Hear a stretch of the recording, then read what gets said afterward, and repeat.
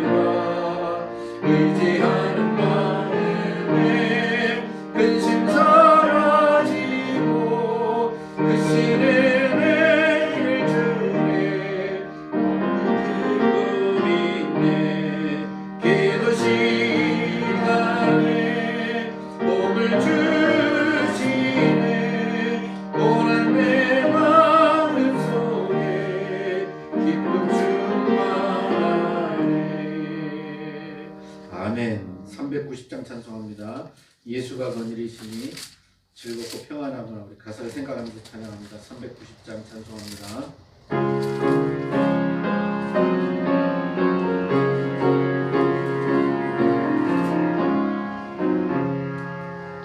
예수가 거느리시네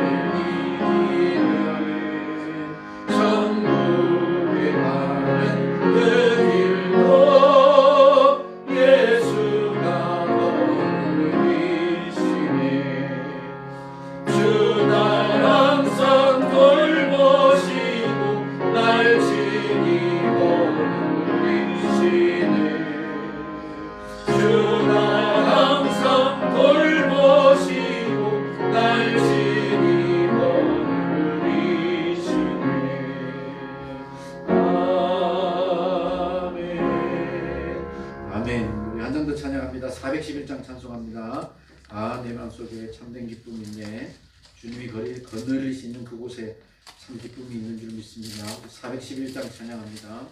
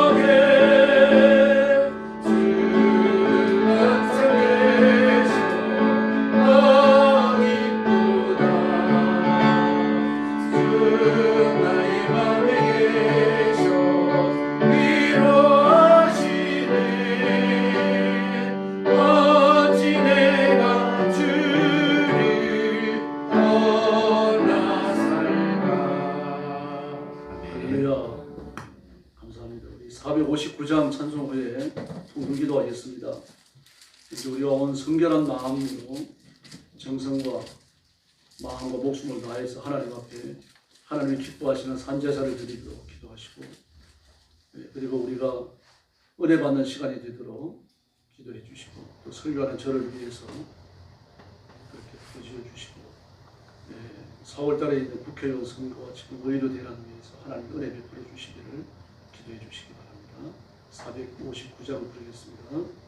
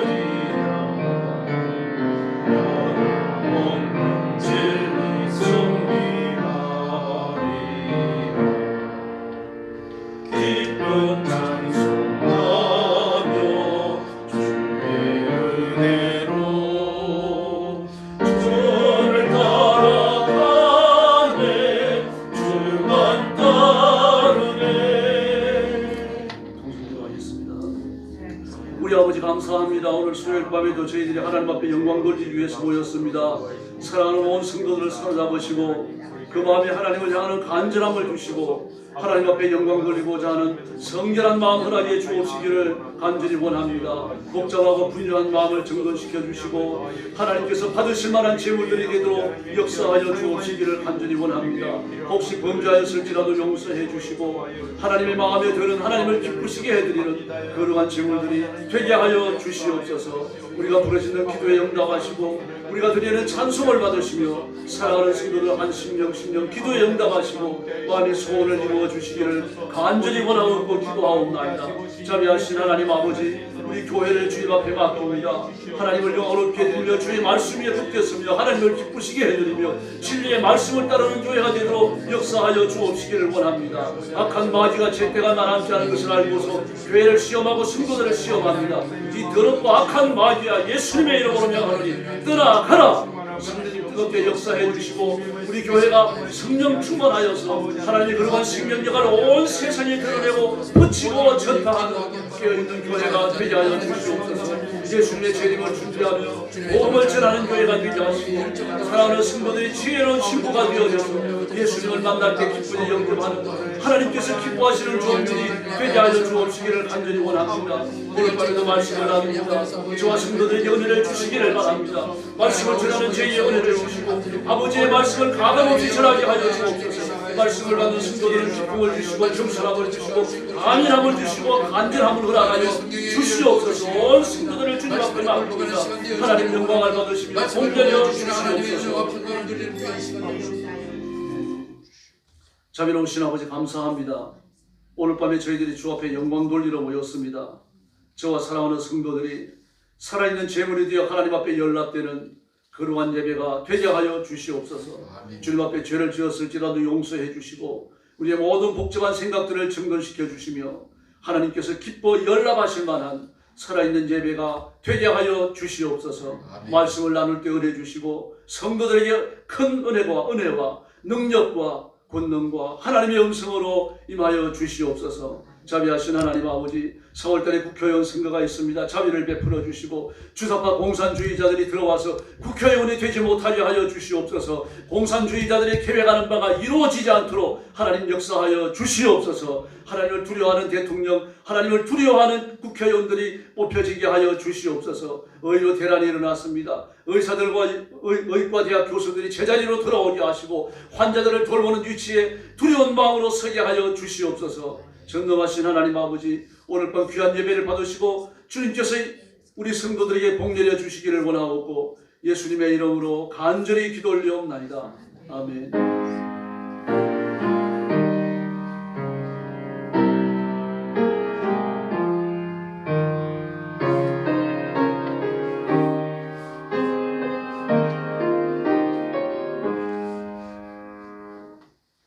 하나님 말씀 공독하겠습니다. 에스더 7장 1절부터 10절까지입니다. 한 절씩 교독하겠습니다. 에스더 7장 1절부터 10절까지 1절 말씀 제가 먼저 봅니다. 왕이 하만과 함께 또 왕후 에스더의 잔치에 가니라. 왕이 둘째 날 잔치에 술을 마실 때에 다시 에스더에게 물어 이르되 왕후 에스더여 그대의 소청이 무엇이냐 곧 허락하겠노라. 그대의 요구가 무엇이냐 곧 나라의 절반이라 할지라도 시행하겠노라. 왕후 에스더가 대답하여 이르되 왕이여 내가 만일 왕의 목전에서 은혜를 입었으면 왕이 좋게 여기시면 내 소청대로 내 생명을 내게 주시고 내 요구대로 내 민족을 내게 주소서.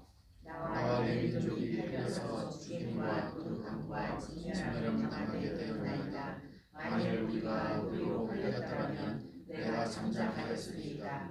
그리고도 대적이 왕의 손해를 보충하지 못하였으리이다 하니. 아하수에로 왕이 왕후 에스더에게 말하여 이르되 감히 이런 일을 심중에 품은 자가 누구며 그가 어디 있느냐 하니 에스더가 이르되 대적과 원수는 약한 하만이다 하니 하만이 왕과 왕 앞에서 외면하고 왕이 노하여 일어나서 잔치자리를 떠나 왕궁 후원으로 들어가니라. 하만이 일어나서 왕후 에스더에게 생명을 구하니 이는 왕이 자기에게 벌을 내리기로 결심한 줄 알미니라. 왕이 후원으로부터 잔치 자리에 돌아오니 하만이 에스더가 앉은 상상에 엎드렸거늘 왕이 이르되 저가 궁중의 앞에서 왕을 만나지 하고자 하나니 이 말이 왕의 입에서 나오니 우리가 왕의 얼굴을 싸더라. 왕을 모신 내시 중에 하르보나가 왕에게 아뢰되 왕을 위하여 충성된 말로 고발한 모르드게를 달고자 하여 하만이 높이가 50규빗 되는 나무를 준비하였는데 이제 그 나무가 하만의 집에 섰나이다. 왕이 이르되 하만을 그 나무에 달라 하며 10절 같이 봅니다. 모르드게를 내 알려고 한 나무에 하만을 단 왕이 이르고 붙이니라. 아멘. 설교 제목은 역전하는 신앙입니다. 아무리 극심한 시련이 찾아오더라도 사람이 죽으란 법은 없습니다. 우리가 늘 써오는 말 중에 하늘이 무너져도 솟아날 구멍이 있다. 불신자들 그런 말을 합니다. 그렇다고 하면 살아계신 하나님을 믿는 우리는 말할 것도 없는 거죠. 하나님께서 사랑하는 성도들을 눈동자처럼 지키시면서 우리가 걸어갈 길을 한 걸음 한 걸음 인도하여 주십니다. 그 과정을 하나님께 맡겨도 되는 이유는 우리가 태어나서 죽을 때까지 모든 과정을 하나님은 다 알고 오시기 때문입니다. 우리는 내 앞길에 어떤 고난이 있는지 모릅니다. 그러나 하나님은 다 아십니다. 제가 자주 말씀드립니다만 하나님은 우리의 일생을 한 장의 그림으로 보십니다. 여기가 태어나는 지점이면 여기가 죽는 지점입니다. 그럼 여기에서 여기까지 가기까지 하나님은 한눈에 한 장의 그림처럼 보셔요. 나는 예측할 수 없지만 하나님은 다 아시고 저와 여러분을 위해서 구원의 길을 준비하고 계시는 줄을 믿습니다. 그런데도 불구하고 예수 믿는 사람 중에서도 위기와 고난이 닥쳐오면 허둥대는 사람들이 적지 않습니다. 직면하기 힘들다고 피하고 도망가는 거죠. 베드로가 그랬잖아요. 빌라도의 법정에서 그 여자 비자 하나가 그 여자지만 성전 경비병이에요. 그 성전에 접근하는 사람 중에서 성전을 드나들 수 없는 부정한 여자를 골라서 돌려보내는 일을 하는 사람입니다. 그리고 강제권을 가지고 있어요. 그들은 유대 병사라고 불렀습니다. 성경에서는요. 그 유대인들을 대항해가지고 직접적인 그 구속권을 가지고 있는 사람이 여자였지만 그런 권한을 가지고 있었어요. 그래서 담대하게 남자에게 나와서 그런 말을 하는 겁니다. 유대인들은 전통적으로 여자가 남자한테 그런 말을 못합니다. 해서도 안 되고요. 그럼 그 말을 해요. 하는 건 그런 위치와 자격을 가지고 있기 때문입니다. 너 예수의 제자지. 막 세 번을 거듭하여 묻는데 막 아니라고 부정했다가 또 맹세했다가 저주까지 해버려요. 피하게 도망가는 거죠. 그리고 마지막 순간에 예수님과 눈이 마주쳐요. 그러니까 창피해가지고 뭐 얼굴을 내리고 밖으로 나가는데 달리 세우는 겁니다. 나가서 많이 울어요. 어젯밤에 하셨던 예수님 말씀이 생각나고 네가 달리 세 번 울기 전에 나를 세 번 부인한다. 그 말을 듣고요. 달리 세 번 운 건 아니고요. 세 번 부인하고 달리 울었어요. 답을 몇 번이나 울었는지 모르겠습니다. 도망갔잖아요. 그래서 예수 믿고 하나님을 섬긴다는 사람 중에서도 고난이 오면 피해서 도망가는 사람이 있습니다. 그런가 하면 내가 하나님의 도움을 받는다, 하나님이 나를 위해서 무언가를 준비하고 계신다, 이걸 믿는 게 아니고 일단 사람을 찾아가서 도움을 청하는 사람이 있습니다. 이건 매우 위험합니다. 또 그러기가 쉽죠. 일단 돈 벌어가고 누군가 조언을 얻으러 가는 거거든요. 또 뭔가 한자리 하고 있는 사람이 있으면 찾아가가지고 인맥을 이용해서 좀 도와달라고 말하고 싶은 거죠. 몸은 어른이지만 그 영은 아직 어리기 때문입니다. 사람을 찾아서 기대려고 하는 거거든요. 근데 그런 상황에서는 믿음이 성장하지 않습니다. 좀 힘들더라도 하나님 앞에 엎드려 기도하면서 하나님 인도하심을 구하고 하나님의 도우심을 구하면 하나님은 반드시 붙들어 주시고 길을 열어주실 줄로 믿습니다. 또 어떤 사람은 하나님의 도움을 받으면서도 의심을 해요. 재난을 재촉하는 사람이 있습니다. 베드로가 그랬잖아요. 예수님께서는 그 바닷가에서 한적한 곳에 가서 기도하고 계시고 제자들에게 갈릴리 호수를 먼저 건너가게 하셨어요. 그런데 이제 예수님이 걸어가고 이제 바다 위로 이렇게 가시는 겁니다. 그 제자들도 12이나 되는 사람들이 노를 저어가지고 배를 타고 가다가 보니까 예수님이 물 위를 걸어오시거든요. 깜짝 놀랐어요. 어떻게 놀랍니까? 저 틀림없이 물귀신입니다. 베드로, 안드레, 야고보, 요한, 도마, 바돌로메 전부 다 어부들이거든요.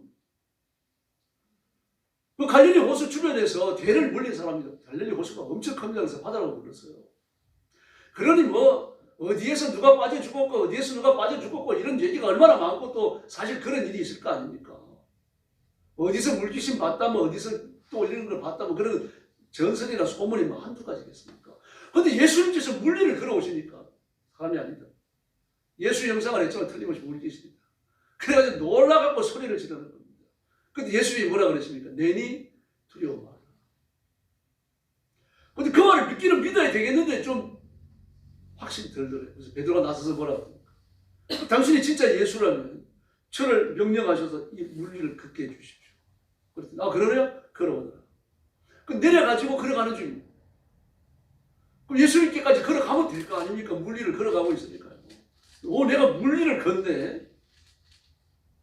바람도 불고 파도도 치는데 이렇게 생각하는 순간 빠져들어가는 겁니다. 그때 예수님께서 그걸 건져주셔요. 하나님 무조건 잘 믿읍시다. 자꾸 핑계대지 마시고 상황을 보지 마시고요. 상황은 변하지 않았어요. 바람이 불고 파도가 치고 상황은 그대로 있어요. 그런데 물리를 걸어가고 있다는 이야기입니다. 사람이 변하지 않더라도요.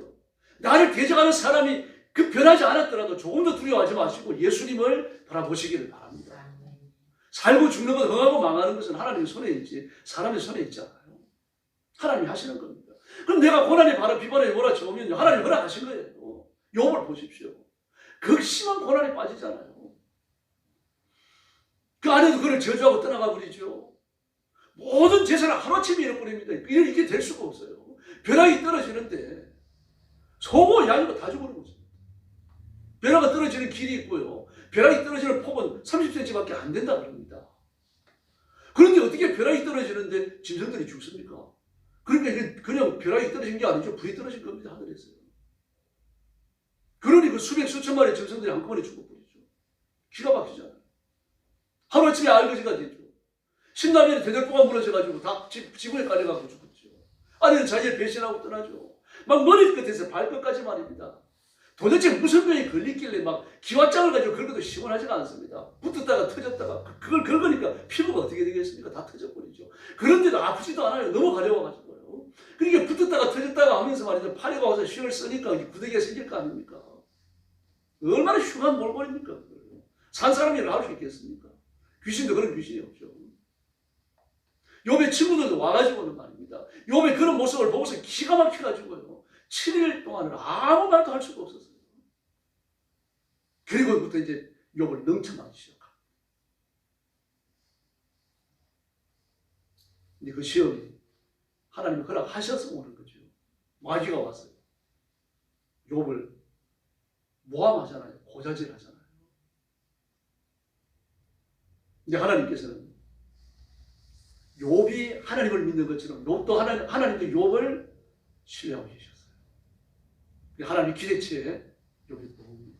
끝까지 믿음을 지켜요. 말로 범죄하지 않았더라. 그렇게 말하지 않아요. 하나님을 부인하지 않았더라.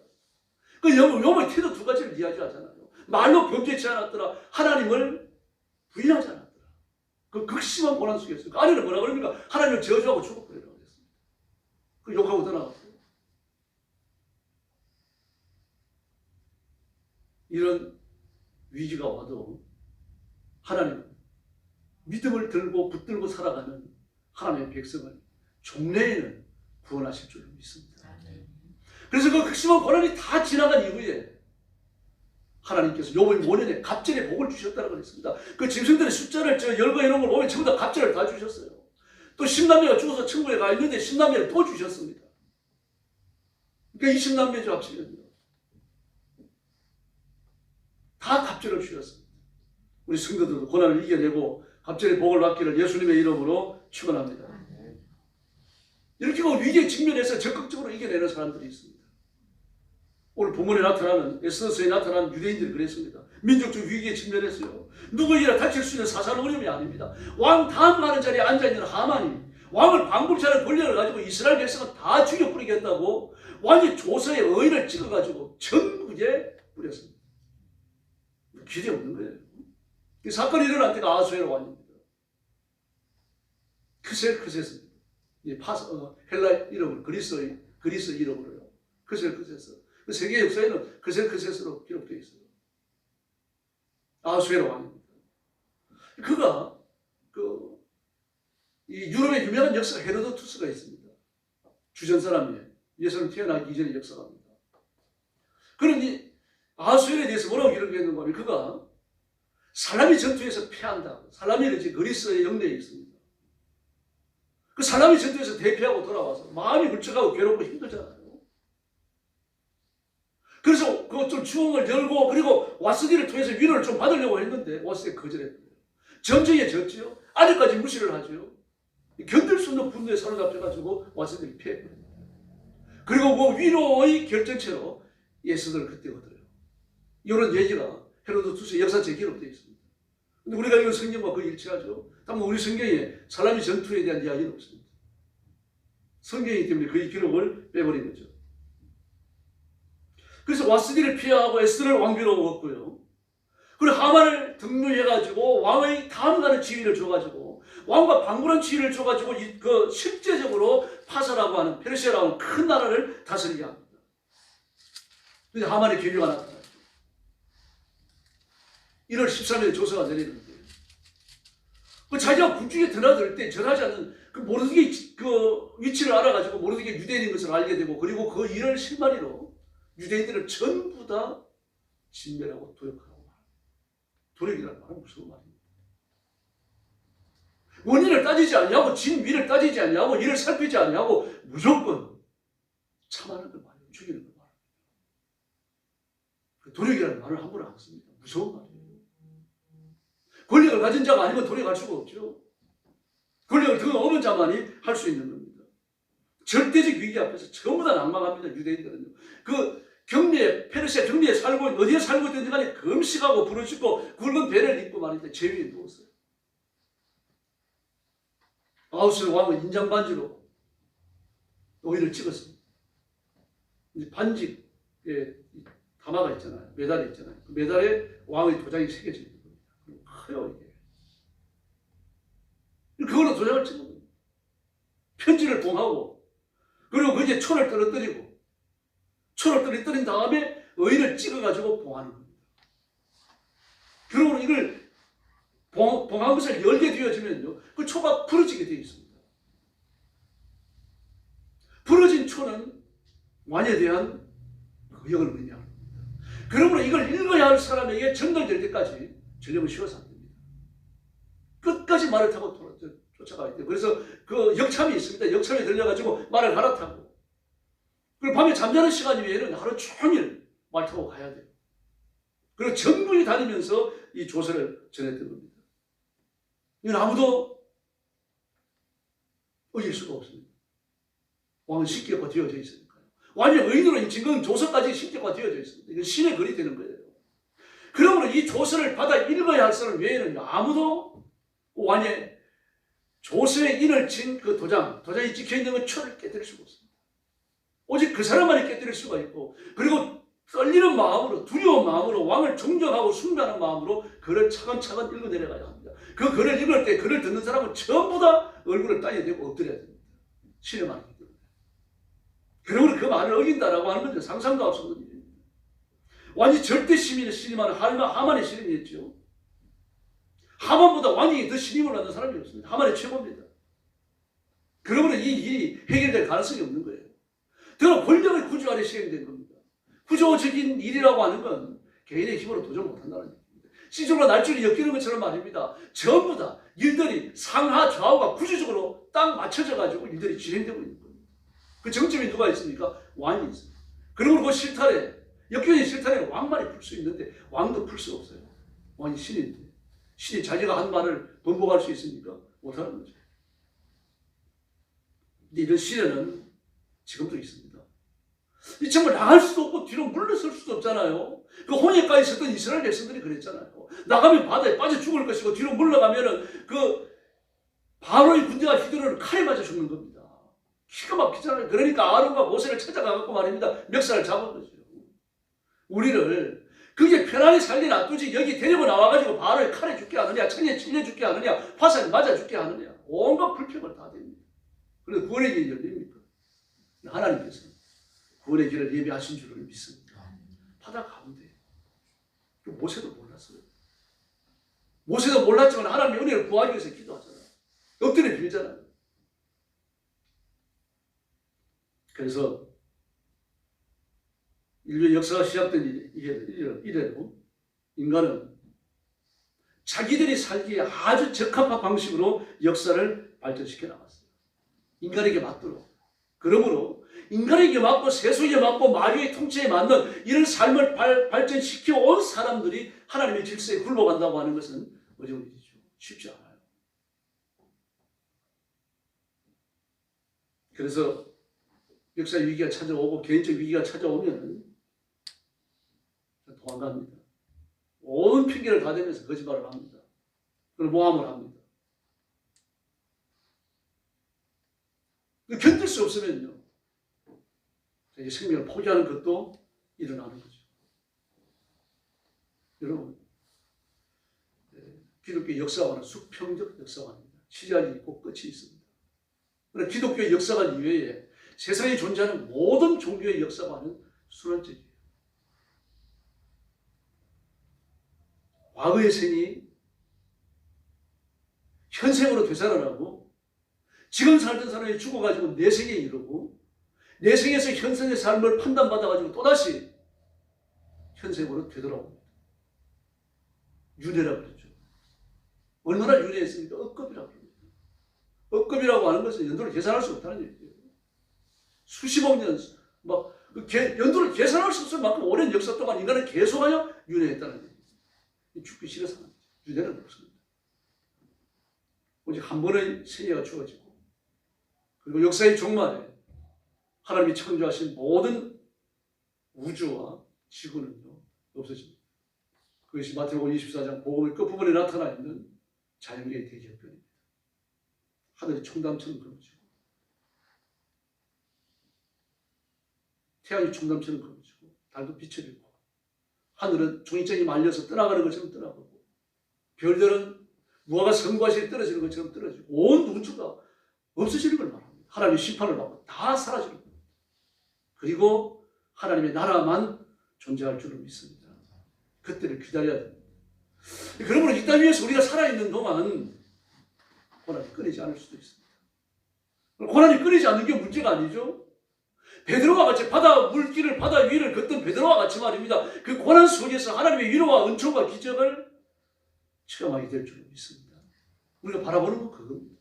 환경의 변화가 아닙니다. 환경을 이겨내는 살아있는 믿음인 줄로 믿습니다.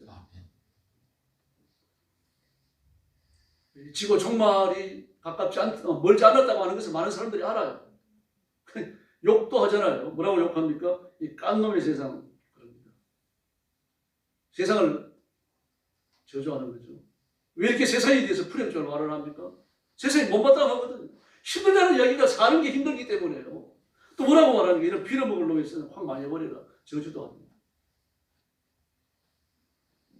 아이고 이놈의 세상은 뭐가 되려고 자주 섞인 말도 해요. 이 지금 살고 있는 세상과 오는 세상에 대하여서 별로 그렇게 소망적으로 보지 않는다는 말입니다. 그 예수를 믿는 사람 말할 것도 없는 거죠. 이 세상이 망한다는 걸 알고 있잖아요. 종말을 맞이하고 심판받고 없어진다는 걸 압니다. 그런데 불신자들도 대부분이 그렇다는 얘기죠. 뿐만 아니라 개인적으로도 마찬가지입니다. 개인적으로 상스러운 일을 당하고 해결하기 어려운 고난의 위기 속에 직면하게 되어지면요. 그런 비극적인 말들을 많이 사용할 뿐만 아니라 결국에는 스스로의 생명을 포기하는 그런 경우도 있다는 거죠. 우리가 물질적인 고난을 겪거나 누군가가 나를 배신하거나 이렇게 어려움과 위기와 구조 속에서 어려움을 겪게 되면 우리 힘으로 해결하기 어려운 경우가 많은 거죠. 그럴 때 기도하고 하나님이 예비하신 길을 찾아야 할 줄 믿습니다. 누가 나를 속였다, 내가 사기당했다, 이런 경우에 말입니다.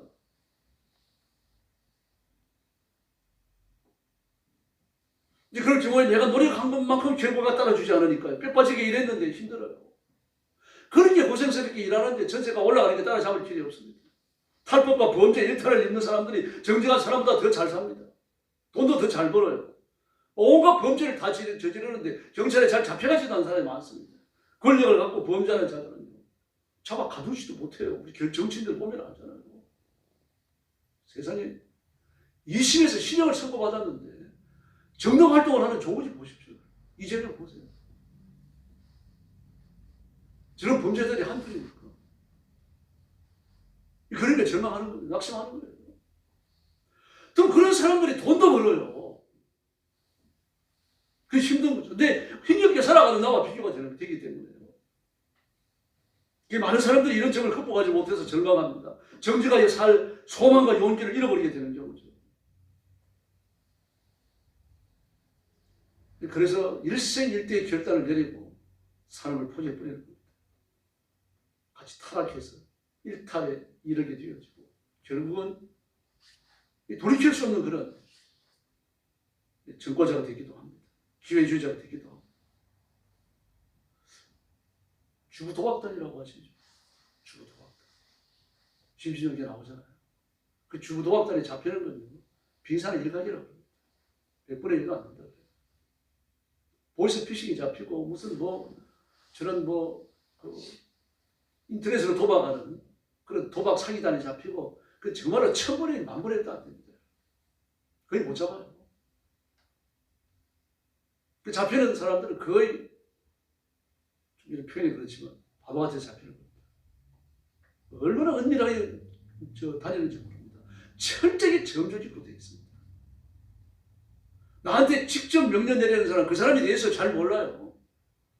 전화 올 때마다 전화번호가 바뀌니까요. 그런 식으로 밑에 사람들을 다스리는 겁니다. 그럼 총책이 잡힌다. 이건 거의 불가능해요.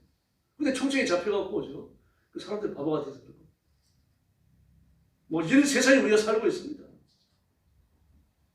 그래서 운명적으로 체념하는 겁니다. 더 이상 살 수 없다. 다음 세상을 기약해야 되겠다. 그리고는 가족들까지 끌고 죽음으로 들어가 버립니다. 비극적인 일이죠. 근데 문제는 이와 같은 역사적이고 사회적인 그런 위기와 고난과 역경들이 상황이 그 보통 사람으로서 헤어나올 수 없잖아요. 그 이유가 뭡니까? 구조적이어서 그래요. 다시 말씀드립니다. 그 구조를 바꿀 수 없는 거예요. 이미 짜여져 있는 판을 망가뜨릴 수가 없다는 말입니다. 그런 힘이 내게 없습니다. 지금 정부와 의사들의 싸움을 보세요. 노무현이 실패했죠. 문재인이 실패했죠. 그 의료 체계 구조를 바꾸려고 하는데 다 실패했잖아요. 박근혜 실패했죠. 근데 윤석열이 또 바꾸려고 하는 거예요. 이 사람 바꿀 거예요. 그렇게 기도하셔야 돼요. 이 의료 체계가 잘못된 겁니다. 지금. 이 체계 자체를 고쳐야 돼요.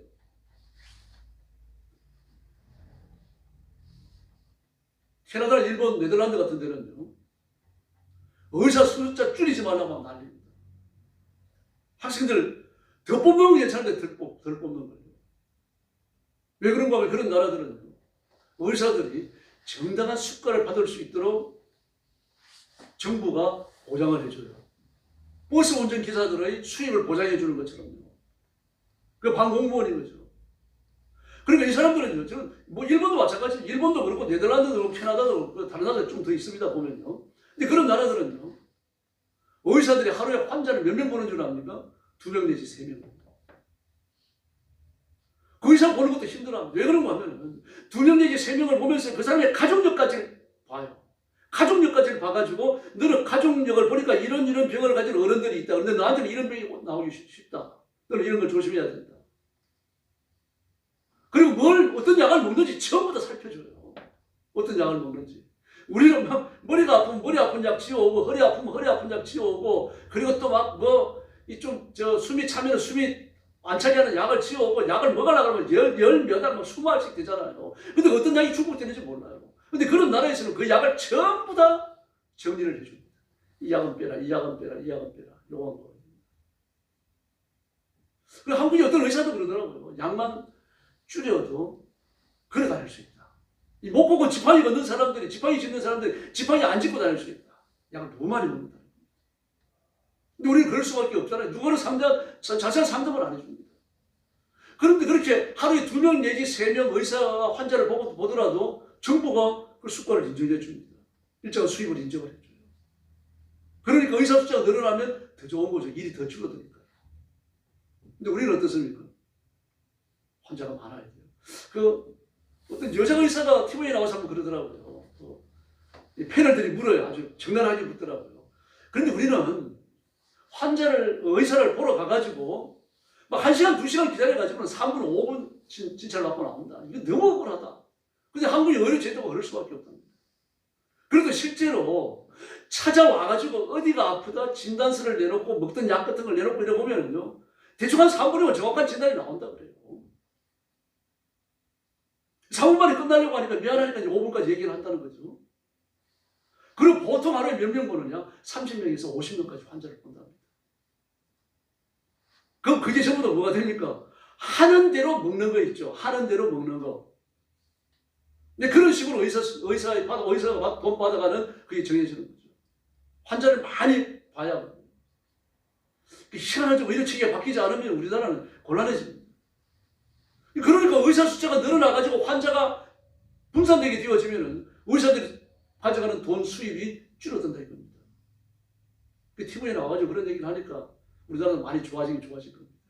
그래서 의료체계를 놓고 기도하셔야 돼요. 자기 이권을 통해가지고 의사들 단합에 있잖아요. 막 의과대학 학생들까지 말입니다. 시주가 날조처럼 얽혀갖고 말입니다. 막 사력을 다해가지고 대학하고 있잖아요. 이게 구조적인 거예요. 이게 구조적이기 때문에 의대생부터 시작해서 대학 교수의 여기까지 구조적으로 판이 짜여져 있기 때문에 이게 깨기가 힘든 겁니다. 역대 대통령이 다 실패했어요. 이거 성공해야 돼요. 성공하지 못하면 앞으로 우리 의료체계가 어떤 식으로 갈지 모릅니다. 국회의원을 위해서 기도해야 됩니다. 명예와 돈을 다 같이 얻는 직업이요. 의사와 국회의원 외에 누가 있습니까? 가장 고소득과 가장 큰 명예를 얻고 있는 두 직업이 그 둘이잖아요. 우리나라에서요. 그런데 가장 강한 구조를 가지고 있어요. 깨뜨리기 힘든 구조를 갖고 있어요. 그래서 기도해야 됩니다. 이렇게 사회 기득권을 가진 자가 이기적으로 행동하니까요. 그건 참 해결하기 어려운 거죠. 그래서 기도해서 하나님 앞에 은혜를 구해야 됩니다. 그래서 이 시대 사람들이 큰 절망이 있을 수밖에 없습니다. 저도 4장 1절에 이야기하는 것처럼 학대하는 자의 손에는 권력이 있다. 그러나 학대당하는 사람에게는 위로자가 없도다. 이게 이 시대예요. 그래도 깨어있는 서민들은 달려들어 싸우기라도 하는데 우리가 진짜 싸울 모티브도 별로 없잖아요. 기도하는 것밖에 없다는 얘기입니다. 하나님 은혜를 구하는 일밖에 없어요. 국회의원을 뽑을 때 우리가 한 표를 행사해가지고 국회의원을 바꿔야 되는데 그나마 정당으로 갈라져가지고 개딸 같은 사람들 말입니다. 공산주의자들이 말입니다. 똘똘 뭉쳐갖고는 그 쓰레기 같은 사람을 국회의원을 뽑으려고 하니까요. 정봉주를 쓰레기 아닙니까? 쓰레기죠. 정봉주, 김용민 이런 쓰레기들이 나와요. 그래서 우리 그러시면 귀 기울일 분은 예수님 한 분뿐인 줄로 믿습니다. 그럼 우리는 절망해서 안 됩니다. 왜 그렇습니까? 하나님이 살아계시기 때문에. 사람의 힘으로는 못하지만 하나님의 능력으로는 다 할 수 있을 줄로 믿습니다. 우리 어떤 상황에 가든 하나님의 자녀들, 하나님의 백성들, 그리스도인들이 죽으라는 법은 없어요. 하나님이 죽으라고 허락하시는 시련이 아니기 때문입니다. 지금 중국도요. 믿음을 가진 사람은 정말 사력을 다해서 예수 믿는데 하나님 보호하시니까 지키시고요. 그런 말씀드립니다. 중국에서 가정교회 하는 분들은 잡혀 들어갈 각오를 하고 있어요.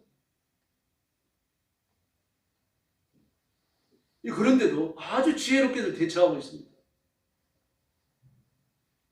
한 분은 잡혀 들어갔다는 말은 못하던데 그분이 하는 얘기를 보니까 가서 아마 심각한 조사를 받고 온 것 같더라고요. 그래도 이제 가끔 연락 오는 걸 보면 예배를 계속 드리고 있어요. 신앙생활을 하고 있고요. 이렇게 민족적으로 죽음의 시련을 봉착한 유대인들이 역전의 기회가 찾아왔어요. 역전이라고 하는 것은 단순한 시련을 이기는 걸 말하는 게 아니죠. 살고 죽는 것이 결정되는 겁니다. 민족이 망하거나 민족이 살거나 이런 데서 역전이 일어나는 겁니다. 시련을 뛰어넘는 눈부신 승리죠. 말할 전화위복입니다. 그야말로요. 그래서 죽음의 위기에 빠졌던 유대인들에게 이 역전의 상황이 벌어지는데 그 결과가 뭡니까? 하만은 모르드기를 다루고자 준비했던 25m짜리 장대에 자기가 달려버립니다. 왕이 하만을 자기가 세운 장대에 달아매게 만들어요.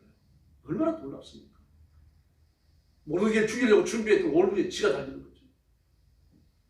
그리고 12월 13일이 되어지면 유대인들을 죽이고 제사를 수탈하라고 했는데 두 번째 조서가 내려갑니다. 그날이 오기 전에 유대인들 한 자리에 모여라. 그리고 죽이러 오는 사람들을 도로 공격을 해가지고 멸해라. 그리고 그들의 재산을 뺏어라. 7만 5천명이 죽습니다. 유대인을 공격하던 사람들이요. 그러나 그들의 재산은 하나도 수탈하지 않았어요. 이게 그들의 믿음이 얼마나 견고했는지를 보여주는 겁니다. 그리고 하만의 열아들이 다 죽습니다. 하만 대에 와가지고 내가 아말렉과 대대로 싸우리라. 아말렉은 여호와의 총회에 들어오지 못하리라. 이렇게 저주하셨던 하나님의 저주가 실현되어버립니다. 하만이 죽고 하나님의 열아들이 죽으니까요.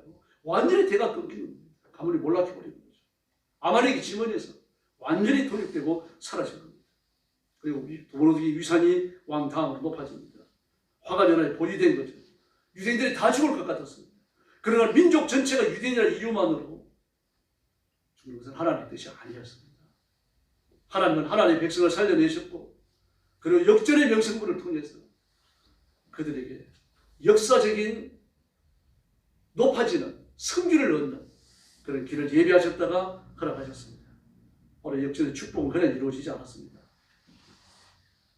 우리가 구원받는 건 그냥 이루어져요. 내가 하는 게 아무것도 없습니다. 내 반응을 모시고 구원하는 게 아니고 내가 예수 믿겠다고 고백하니까 구원하시는 게 아닙니다. 나를 구원해 주셨기 때문에 예수 믿는 거고 나를 구원해 주셨기 때문에 신앙을 고백하는 겁니다. 영적으로 죽어 있던 우리는 죄와 허물로 죽은 우리를 그러죠. 감남의 감 떨어지는 일이 아니죠. 우리 구원은 전적인 하나님의 역사입니다.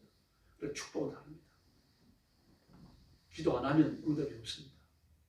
헌신이 없으면 축복도 없습니다.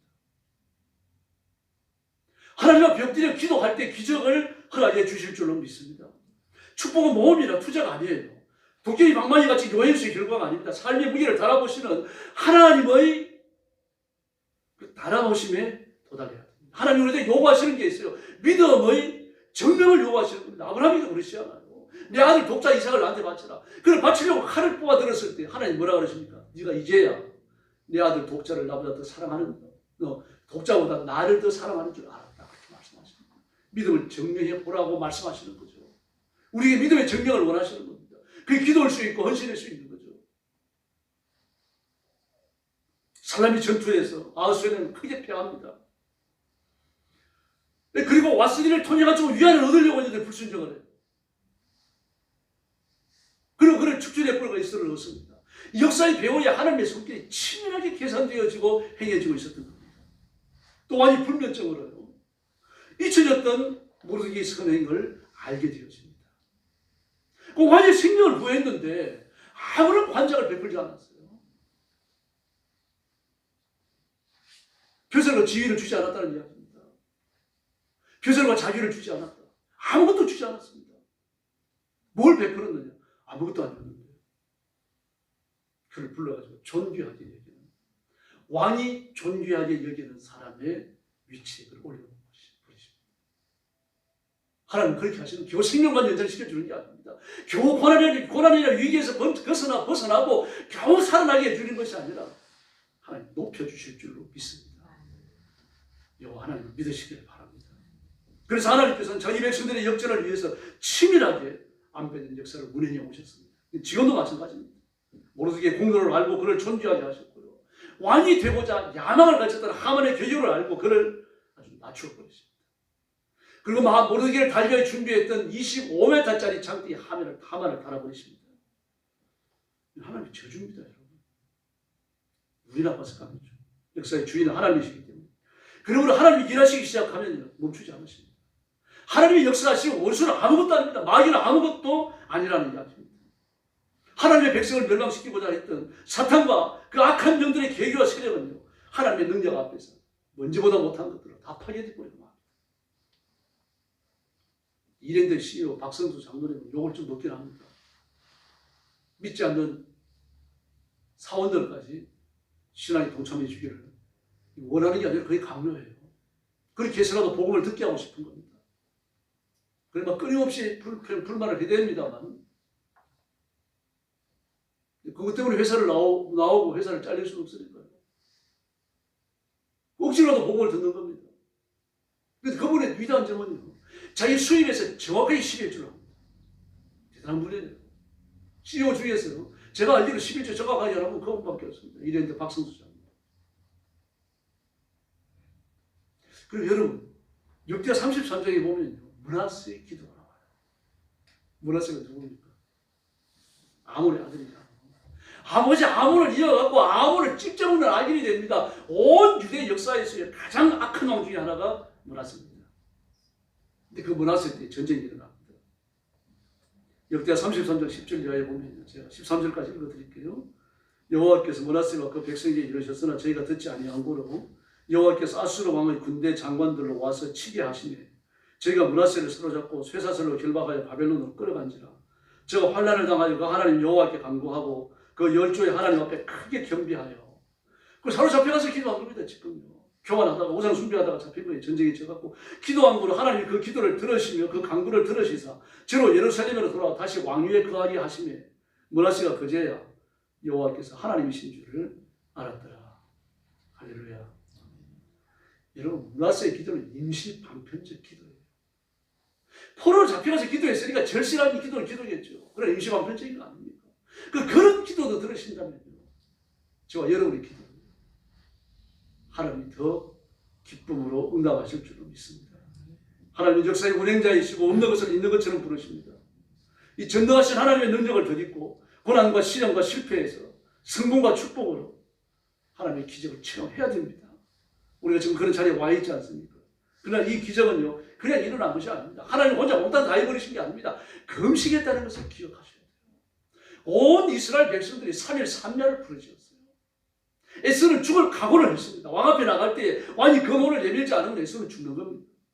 그러나 죽이라고 말하지 않더라도 왕이 검호를 내밀지 않으면 그 주변의 군사가 얼굴 싸고 나가는 거예요. 그러면 죽는 겁니다. 그런데 민족적 결단을 내려서 3일 3야 금식을 했죠. 그래서 에스더 4장 16절을 보니까 당신은 가서 수산에 있는 유대인을 다 모으고 나를 위하여 금식하되 밤낮 3일을 먹지도 말고 마시지도 마소서. 나도 나의 신녀로 더불어 그렇게 금식한 후에 규례를 어기고 왕위에 나아가니 그 다음이 정말 가슴 뭉클한 말이에요. 죽으면 죽으리다. 그래 정말 죽을 각오를 했던 겁니다. 하나님의 계획에 따라 유대인들은 금식 기도를 했고 그리고 응답을 했습니다. 그들이 하고 싶어서 했죠. 근데 금식하고 싶은 마음을 누가 주신 겁니까? 하나님께서 주셨어요. 3일 동안 먹지도 말고 마시지도 마셔서.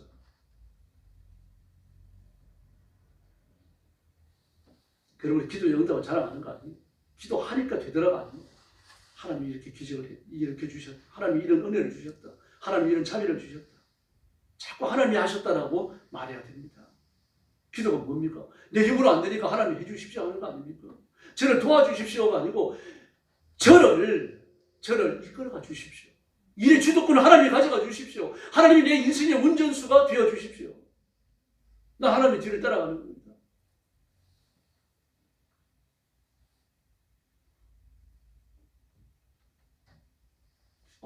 그 신학교 다닐 때 같이 공부했던 목사님입니다. 비진도 같은데 지금 생각을 해요. 진주에서 좀 이렇게 떨어진데 비진도 섬이 있는데 그 섬에 목회를 하고 이제 교회를 나가서 개척했죠. 그러니까 그 목회하던 분이 나오시고 그래 10여 년 이상 교회가 비어 있었어요. 그 사람들 다 흩어져 버렸고 이제 그 일 간 겁니다. 전도사님이 신대원 다닐 때 간 거예요. 가서 이제 그 금식을 하고 기도하고 무너진 교회를 다시 세우고 성도들을 다시 끌어모으고 그래가지고 이제 교회를 모양을 갖춰놨어요. 근데 섬에서 누가 많입니까? 무당이 많이잖아요. 그러니까 무당이 청년 둘을 고용을 해가지고 예배 시간만 뒤어지면은 그 예배당에 가가지고 오토바이를 거꾸로 놓고 막 시동을 걸게 만드는 겁니다. 막 부릉부릉 하면서 말입니다. 오토바이 연기하죠. 교양을 가져가는 거죠. 나중에는 불이 생기는 겁니다. 그리고 막 비워져요.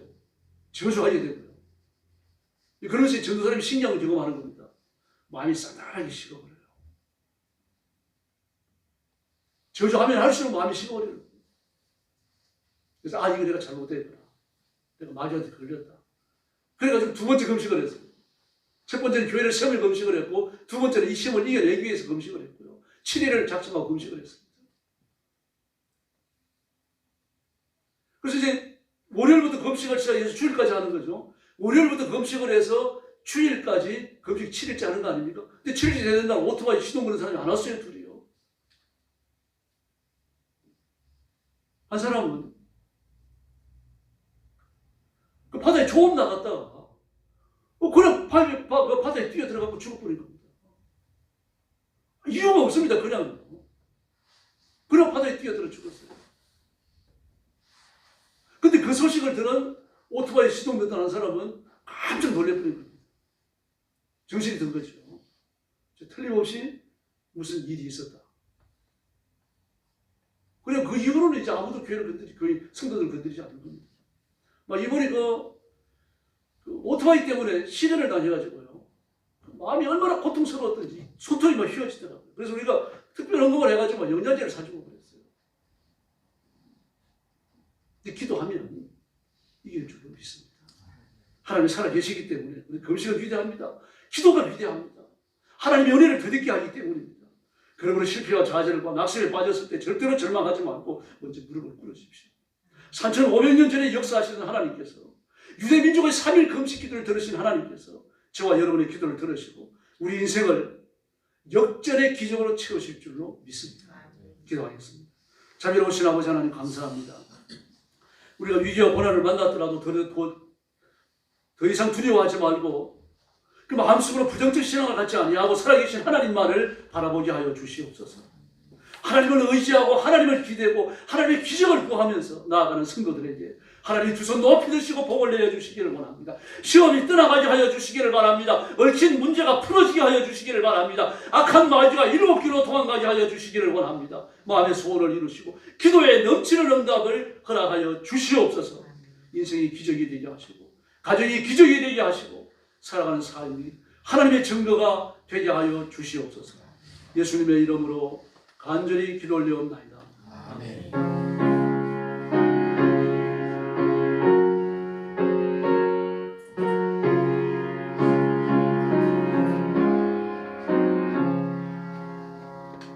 (585장) 찬송하겠습니다.